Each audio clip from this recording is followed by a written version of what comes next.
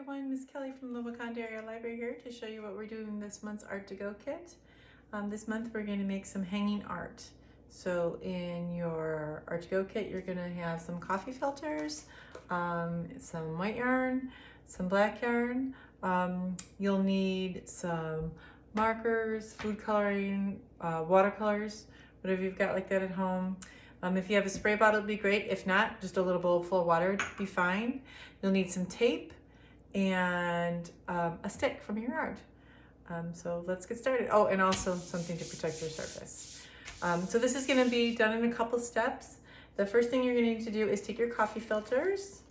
Just peel them apart. Make sure you just get one. Sometimes it's hard to tell. Since I've got markers, I'm going to use markers. But if you have food coloring, you could do that, or watercolors.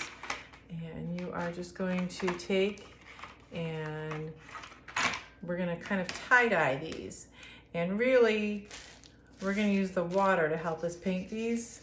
So I'm just trying to get a little bit of color onto it.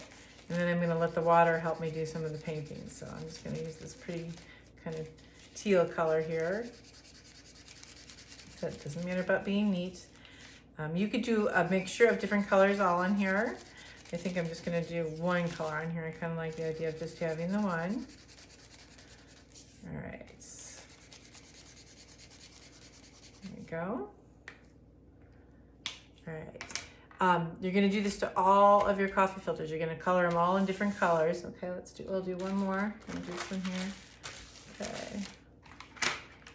I'm going to do a little pink on there. Do some pink dots. You're going to kind of make them look like tie-dye. So you know, no two tie-dyes ever look exactly the same, so you're going to kind of mix it up a little bit. All right. So now if you have food coloring, you can just take and you can put it on with a dropper, or even with your fingers, drop it on. Same with watercolors, you can use a paintbrush and kind of just dab it on there. And then we're going to get it all wet, because that's going to help flatten it out too. Now it's time for the magic.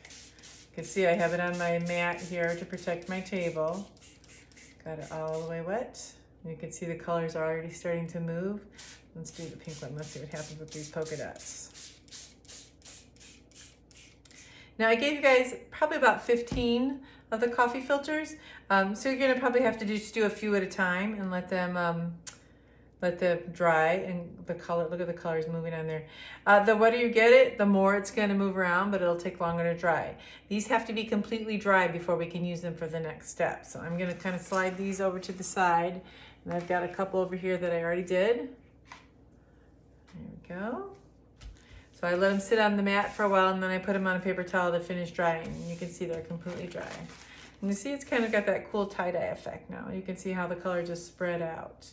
Right, so this would be the same thing if you're going to do this with watercolors or with food coloring. The same thing. You just kind of let it bleed out and then let it dry all the way.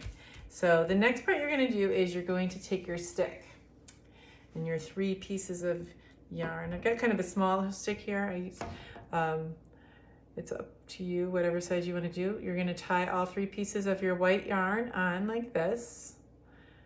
There's one. Just hang it down, and the next one. The black one is going to be so you can tie that on the top so you can hang it up when you're done. If you decide you don't want to use all of the coffee filters, that's fine. Remember, this is your art. I want you to make it look the way you want it to look. But remember, for the attaching part, it's really important that that is dry. First of all, you don't want to get the marker or food coloring all over yourself and your table, but you also, the tape won't work really well if it's still wet. All right, then you're going to take all those dried coffee filters that you've painted in different ways, and you're going to tape them right onto these 3 long white pieces of yarn. Let's put everything out of the way. So I went back and I'm going to put them underneath like this. Take just a couple pieces of Scotch tape. And I'm going to tape them down from this side. So this is going to end up being the back of it. So I went back and I even put some decorations on there. I thought it might be kind of fun to do a little bit of a design. Just tape them on. Okay. All right. You're gonna do it on all three. I'm doing all three across at a time so you can, I like to overlap them so that none of the gap is showing in between. I'll do this one real quick. One more. All right, I'm gonna pull this one to the side. I've got one that I'm just about done with that I'm gonna pull up here to show you guys. Let's move this one over here. So here's the one that I've been working on. There we go. So I went back and added some fun little patterns and designs on mine. And I did 4 per row. I also like the look of I've got a little bit of the white yarn hanging down at the bottom. I left that on there. I kind of like that. I think I'm gonna put one more down here so it's even. You could even, if you had some beads or something fun at home, you could add some beads to that little bit of white yarn that's showing down there at the bottom. Kind of make it hang heavier too. These last 2 on. Let's see. But I want you to make it your art. Do it whichever way you like the best, the way it looks. Okay. Put one piece of tape on there. I put a little pieces of tape in between too so that the each row wouldn't get tangled up. I kind of left it there. And there you go. Pretty easy. I hope you guys have fun and send me some pictures. Let me see how your art came out and keep an eye out for next month's Art to Go. Bye now.